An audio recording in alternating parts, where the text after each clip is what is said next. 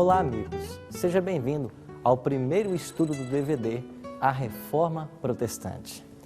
Em nossos primeiros encontros, nós iremos buscar entender como o cristianismo primitivo, após haver recebido os ensinos do próprio Cristo e dos apóstolos, abandona a verdade de Deus, dando lugar à tradição e ao erro, tornando assim necessária uma reforma na igreja.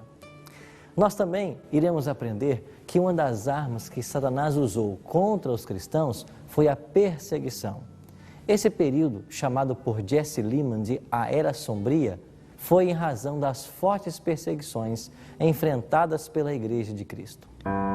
Segundo o escritor John Foxe, em sua obra O Livro dos Mártires, ocorreram 10 grandes perseguições aos seguidores de Cristo nos primeiros 3 séculos da era cristã.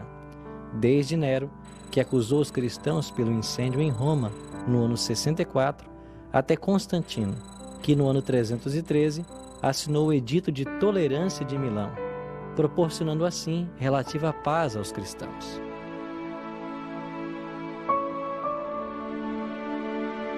O autor do livro de Hebreus declara que estes foram apedrejados e tentados, foram cerrados ao meio, morreram ao fio da espada, andaram vestidos de peles de ovelhas e de cabras, necessitados, aflitos e maltratados.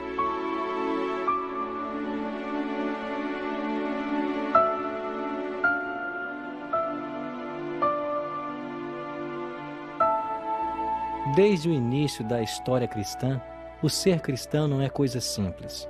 O próprio fundador do cristianismo, Jesus, morreu pregado em uma cruz como malfeitor. Pouco mais de 3 anos depois, Estevão, um dos 7 diáconos da igreja primitiva, se tornaria o primeiro mártir cristão, ao ser apedrejado por sua fé em Jesus Cristo.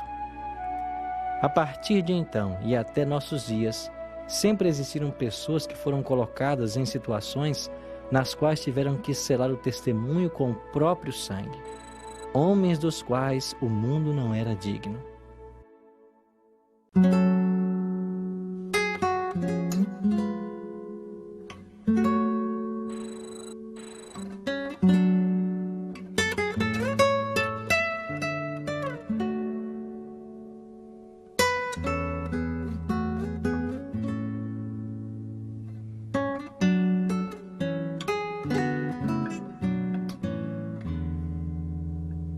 Estamos aqui no alto do Palatino, uma das 7 colinas de Roma. Aqui nessas ruínas moraram vários imperadores, entre eles César Augusto. Nero, no ano 54, chegou ao poder na cidade de Roma e algum tempo depois ele colocou fogo na cidade de Roma. 10 dos 14 bairros que existiam aqui foram todos queimados. Nero colocou então a culpa nos cristãos. A partir desse momento, se desencadeou uma grande perseguição. Os cristãos eram vestidos com peles de animais, lançados às arenas para que as feras os devorassem. Segundo a tradição, enquanto Roma pegava fogo, Nero, aqui da Torre de Macena, assistia tudo tocando lira e recitando poemas sobre a cidade de Troia. Este homem era um homem insano, filho também de uma mulher insana e tremendamente perversa. Nessa primeira perseguição desencadeada por Nero, pereceram Paulo e Pedro, 2 dos apóstolos de Jesus Cristo.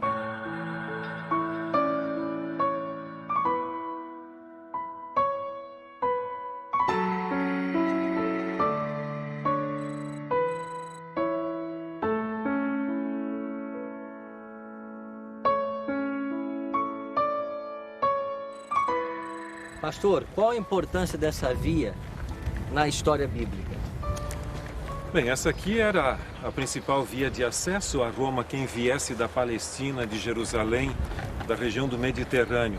E com certeza o apóstolo Paulo e também o apóstolo Pedro por aqui passaram em direção à cidade de Roma. Agora, pastor, esses 2 homens foram a Roma e qual o fim que lá eles tiveram? Paulo já veio como um prisioneiro, porque ele havia sido aprisionado em Jerusalém. e fora julgado lá, teve suas entrevistas ali, e ele apelou para César, porque ele cria que seria uma grande oportunidade dele testemunhar do Evangelho na casa de César e diante do tribunal que o julgaria. E estando aqui, ele ficou numa residência, ou seja, numa prisão domiciliar, e então finalmente na prisão mamertina. E aqui ele escreveu sua segunda epístola a Timóteo, e nessa epístola, no capítulo 4, os versos 7 e 8, ele diz: combati o bom combate, guardei a fé, já agora a coroa da justiça me está guardada, a qual o Senhor, reto juiz, me dará naquele dia. E ele continua falando, dando seu testemunho de fé, de que finalmente o seu momento estava chegando. Em realidade, Paulo havia presenciado o apedrejamento de Estevão, o primeiro mártir cristão. E ele consentira nesse apedrejamento, porque ele ainda não era um cristão. Aquilo tocou muito. E ele finalmente, diante daquela experiência no caminho de Damasco, também se tornou um cristão. Além disso, você vai ver que ele presenciou, pelo menos ouviu falar, de vários outros cristãos que haviam sido martirizados. E finalmente chegara agora o seu momento. E ele cria que era um privilégio poder testemunhar do Evangelho da graça de Cristo, depondo a sua vida também como um mártir. E ele foi decapitado aqui. Por sua vez, Pedro, ele também foi julgado, segundo a tradição, nesse lugar, e ele foi condenado à crucifixão. A tradição diz que no momento de ser crucificado, ele pediu para não ser crucificado como Cristo na mesma posição, mas de cabeça para baixo, porque ele não julgava ser digno de morrer da mesma forma como Jesus Cristo havia morrido.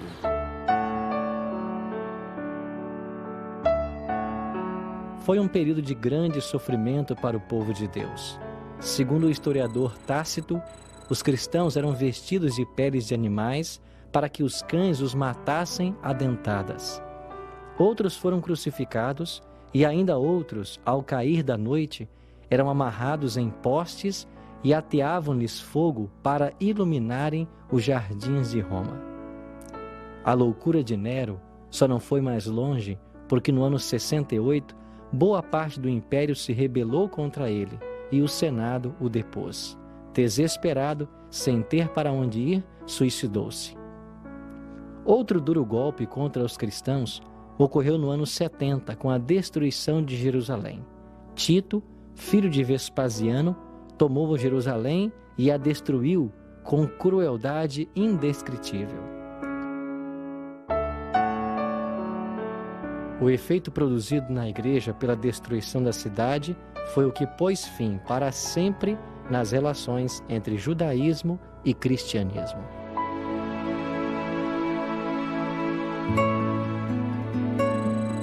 Em um concurso popular internacional promovido pela New Open World Foundation, com o lançamento da campanha As Novas 7 Maravilhas do Mundo Moderno, que contou com mais de 100 milhões de votos, através de telefones e pela internet, enviados de todas as partes do mundo e anunciadas em 7/7/2007, numa cerimônia em Lisboa, Portugal, foram escolhidas as novas 7 maravilhas do mundo moderno. Entre elas estão a estátua do Cristo Redentor no Rio de Janeiro e o Coliseu Romano.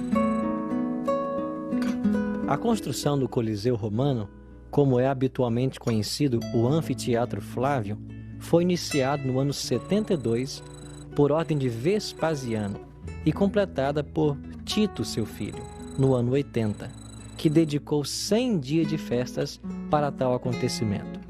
Empregou-se no trabalho 12.000 escravos, na sua maioria judeus, feitos prisioneiros por Tito depois da destruição de Jerusalém no ano 70.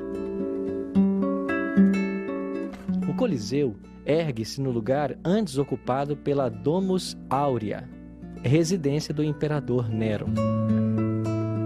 O novo anfiteatro ficou conhecido como Coliseu por causa de uma estátua colossal de Nero que ficava situado próximo ao gigantesco monumento. O Coliseu podia receber até 73 mil pessoas. Foi e ainda é o maior teatro do mundo e durante séculos acolheu espetáculos de feras e lutas de gladiadores e o martírio de cristãos. Durante os primeiros séculos da história cristã, esse Coliseu romano tornou-se um símbolo da morte dos cristãos e de todos aqueles que, amando a palavra de Deus e não se curvando ante aos ídolos romanos, depositavam aqui suas vidas. Segundo alguns historiadores, no ano 80, quando este monumento foi inaugurado, 5 mil animais selvagens foram sacrificados e 10 mil cristãos foram mortos. Ao longo de vários séculos, este Coliseu romano tornou-se símbolo da fidelidade a Deus e da morte dos cristãos. Mas o sangue desses mártires era semente. E quanto mais Satanás perseguia os sinceros filhos de Deus e os matava, mais cresciam em número. O Coliseu romano é uma construção magnífica. Nós podemos ter uma ideia básica da estrutura. A arquibancada toda era coberta por mármore, mas obviamente com o passar do tempo esse mármore foi saqueado, levado para outros lugares. Também terremotos acabaram destruindo parte da estrutura, mas quando foi inaugurado, ele não tinha essas divisórias internas ali, era reto e com o aqueduto ele podia ser enchido. Quando foi inaugurado, eles encheram de água essa parte aí e inclusive fizeram batalhas navais com pequenos navios com escravos dentro, lutando entre si. Posteriormente foram colocadas essas divisórias ali e aqui eram abrigadas as feras, no caso quando elas eram soltas. Depois você tinha também armamentos ali. Interessante que onde se encontra aquela cruz ali, era o local onde o imperador com sua família ficava. Ele podia vir pelo arco com sua carruagem real ou imperial, ficava ali. E desse outro lado aqui, mais ou menos na mesma posição só, antagônica, ficavam os senadores. Os nobres usavam a parte inferior, depois a parte superior por outras pessoas normais e haviam cerca de 500 escravos que ficavam na parte mais alta ali, vaporizando o perfume aqui para dar um cheiro agradável ao ambiente. Também era colocado incenso em diferentes pontos, especialmente por causa da urina e do excremento de animais e, por que não dizer, de pessoas. Aqueles que estavam sendo derrotados muitas vezes não controlavam mais suas necessidades fisiológicas e geravam um odor terrível. Portanto, um aroma agradável era colocado aqui para neutralizar esse efeito. Os gladiadores triunfantes entravam naquela porta ali. Os condenados a serem mortos entravam já por essa porta lateral desse lado ali. Portanto, o indivíduo que entrasse aqui já estava predestinado.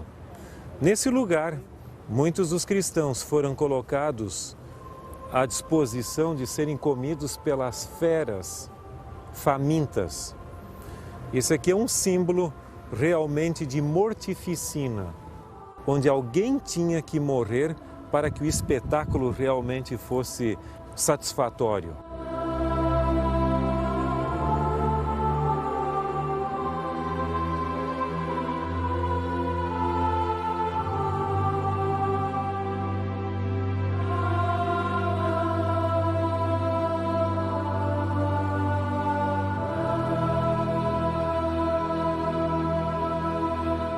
O Coliseu romano foi salvo da destruição por causa de sua consagração aos mártires cristãos. No século XVII, o Papa Bento XIV consagrou a Paixão de Cristo e o declarou lugar sagrado, em função dos mártires que ali morreram. Na sexta-feira, dia 18 de abril de 2003, o Papa João Paulo II declarou: "Este Coliseu é um símbolo, sobretudo, fala-nos dos tempos passados, daquele grande império romano que se desmoronou. Fala-nos daqueles mártires cristãos que deram seu testemunho com sua vida e sua morte. É difícil encontrar outro lugar onde o mistério da cruz fale mais eloquentemente do que aqui, diante deste Coliseu. A segunda perseguição contra os cristãos foi desencadeada pelo imperador Domiciano, irmão de Tito. Nessa perseguição, o apóstolo João foi exilado na ilha de Patmos. Nesta isolada ilha, João escreve o livro do Apocalipse. Depois da morte de Domiciano, João foi posto em liberdade e, em torno do ano 97, volta para Éfeso, de onde escreve seu evangelho. João morre com aproximadamente 100 anos de idade. Na terceira perseguição listada por John Foxe em seu livro, pereceu Inácio, bispo de Antioquia. Ele, que fora discípulo do apóstolo João, foi lançado às feras aqui no Coliseu Romano no ano 107. Seu crime? Carregar a Jesus Cristo em seu coração. Sua fé e dependência de Cristo o fortaleceram para a hora da provação. Ele disse: que sobrevenham a fogueira e a cruz, que venham as feras selvagens, que venham a quebra dos ossos e a dilaceração dos membros, que venha a trituração do corpo inteiro, que assim seja.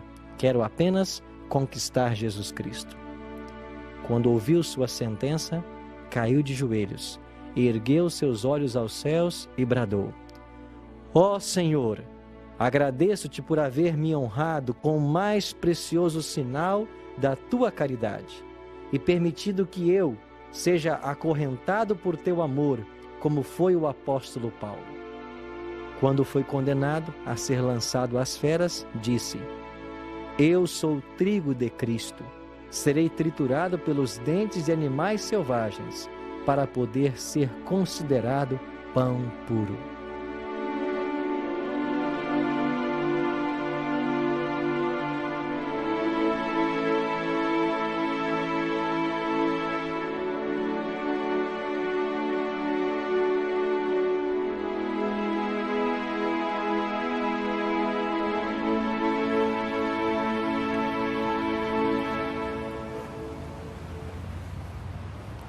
Pastor, o que motivou a perseguição aos cristãos? No primeiro século da era cristã, a Judéia e as regiões próximas ali estavam sob o jugo romano. Portanto, os judeus tinham que pagar tributos a Roma. Isso fazia com que eles, por vezes, se revoltassem buscando uma certa liberdade que não tinham. Quando o cristianismo surgiu, ele era tido meramente como uma seita do judaísmo.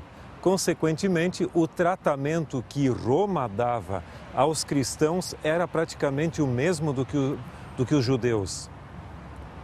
Com a queda de Jerusalém, no ano 70, gradativamente os cristãos começaram a se distanciar dos judeus.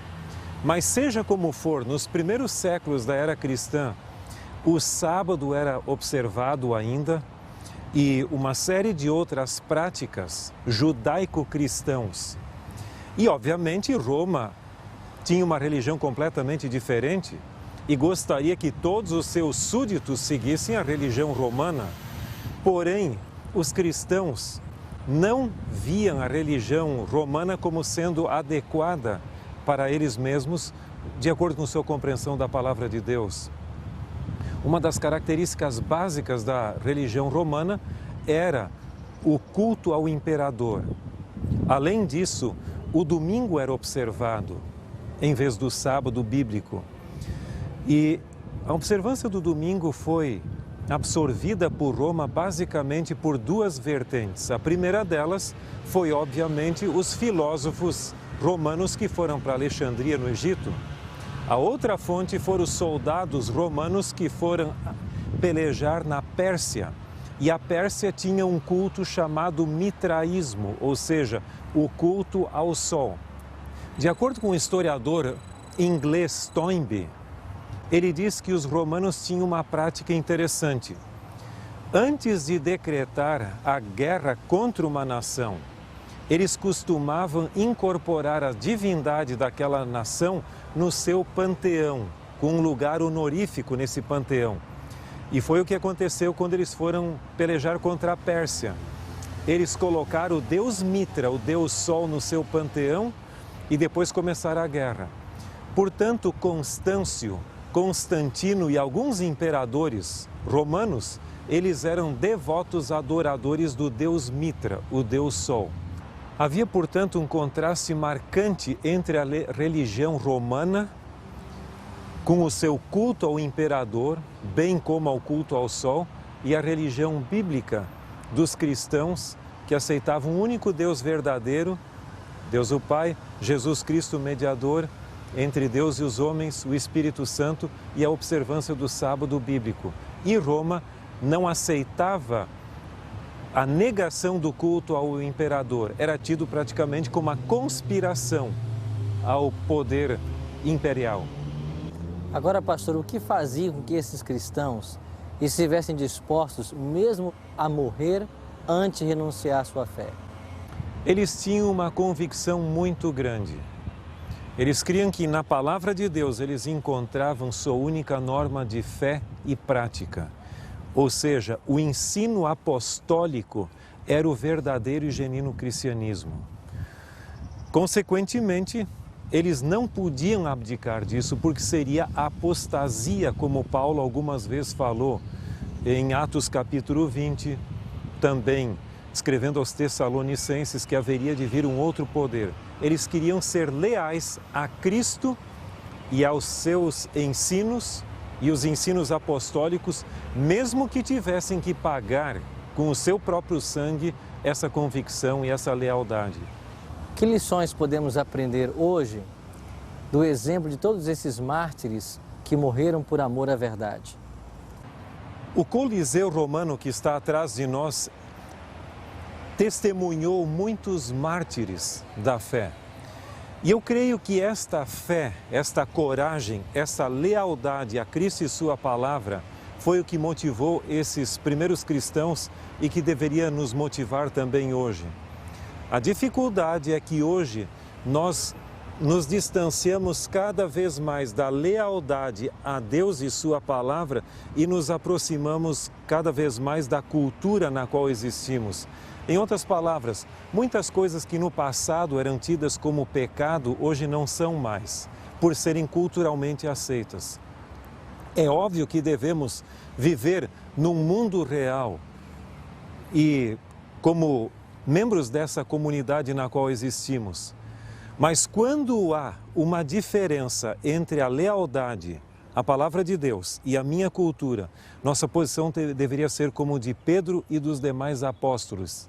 Antes importa obedecer a Deus do que aos homens. Alguém disse que se no passado foi difícil para os mártires morrer pelo Evangelho, hoje difícil é viver por ele. Muitas vezes moramos em locais onde existe grande liberdade religiosa, temos facilidade de estar numa igreja, adorando junto com outros irmãos, mas temos uma religião superficial, que pouco se importa com, de fato, os princípios apresentados pela Palavra de Deus. Que possamos hoje tomar uma decisão de sermos fiéis aos princípios ensinados na Palavra de Deus e que o exemplo deixado a nós por todos os mártires da história possa nos motivar a levar aqui uma vida santa e aguardarmos um dia a recompensa eterna que haveremos de receber das mãos do próprio Jesus Cristo.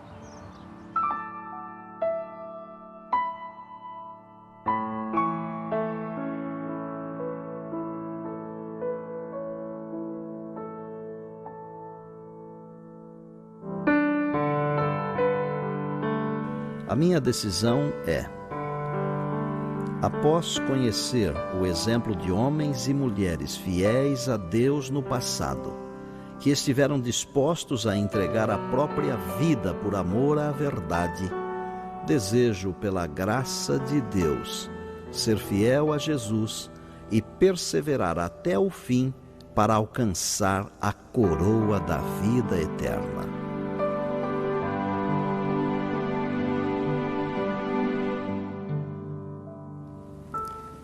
Se você deseja tomar essa decisão, ore comigo agora. Bondoso Deus e Pai, Obrigado pelo exemplo de homens extraordinários como vimos no estudo de hoje. Que nós possamos ter a mesma fidelidade à Tua palavra e buscar com a ajuda do Teu Espírito viver à altura de todas as verdades que ela nos ensina. Isso te oramos em nome de Jesus. Amém. As grandes perseguições dos 3 primeiros séculos da história só encontraram a trégua com a assinatura do Edito de Tolerância de Milão no ano 313. Com o apoio desse edito, o cristianismo finalmente foi declarado religião oficial do Império. Assim, passaram os cristãos de um momento para o outro das arenas, aonde tinham que enfrentar os leões, para sentarem-se junto ao trono que governava o mundo. Mas o que estava por detrás de tudo isso? Satanás estava mudando de estratégia. Iremos estudar com mais detalhes a respeito desse tópico em nosso próximo encontro. Até lá!